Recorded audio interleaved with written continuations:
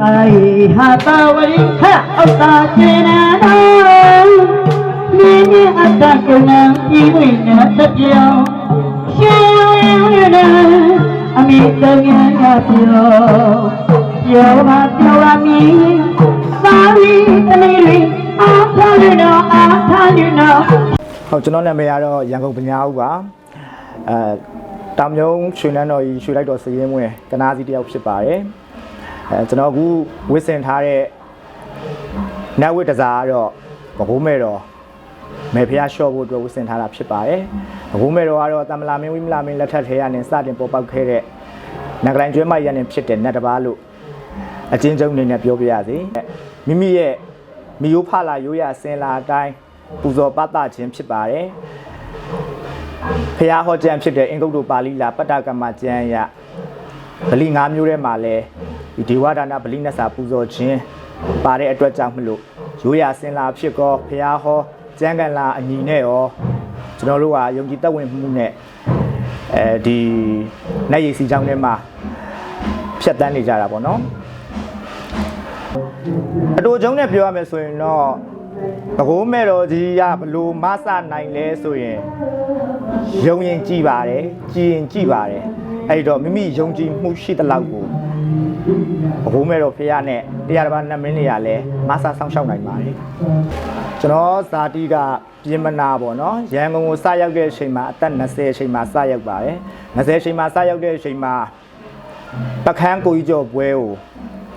ကျွန်တော်ရုံးလုံနဲ့သွားတဲ့အချိန်ပေါ့ကြုံကြိုက်လို့ဝင်တဲ့အချိန်မှာဆရာရန်ကုန်ဦးဝင်းလှိုင်နဲ့တွေ့တဲ့အချိန်မှာစတင်ပြီးတော့ဒီနက်နဲ့ထိတွေ့ခွင့်ဆက်ခွင့်အကျွမ်းတဝင်ဖြစ်လာခဲ့ရတာပေါ့နော်အဲ့ကနေမှတဆင်ကျွန်တော်တို့မောင်းတုံမေးနန်းရောက်တော့မှနက်လန်းစင်သမစင်အတိုင်းဆရာကို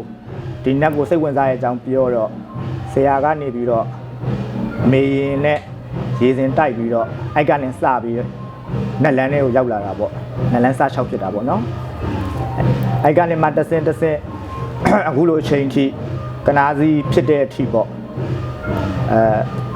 စတင်ပြီးတော့ဝင်ရောက်တဲ့နှစ်ဆိုလို့ရှိရင်တော့အသက်20လောက်ထဲကနေပြီးအကျွမ်းတဝင်စတင်ဝင်ရောက်လာတာပေါ့နော် LGBT ပဲဖြစ်ဖြစ်ရိုးတာမန်ကြားမှာပဲဖြစ်ဖြစ်ပေါ့နော်လူအတိုင်းဝိုင်းမှာဆိုရင်တော့ဘယ်နေရာမှာမဆိုလို့ရှိရင်တော့မိမိရဲ့ဟိုပါပေါ့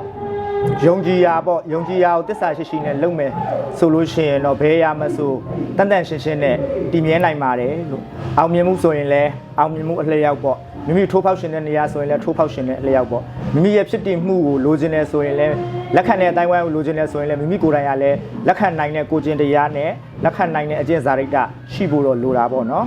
အဓိကကတော့မိမိကိုမိမိအရင်ဆုံးကောင်းအောင်တန်မာအောင်ပေါ့စူးစမ်းဖို့အတွက်အကြံပေးချင်ပါတယ်ဟုတ်ကဲ့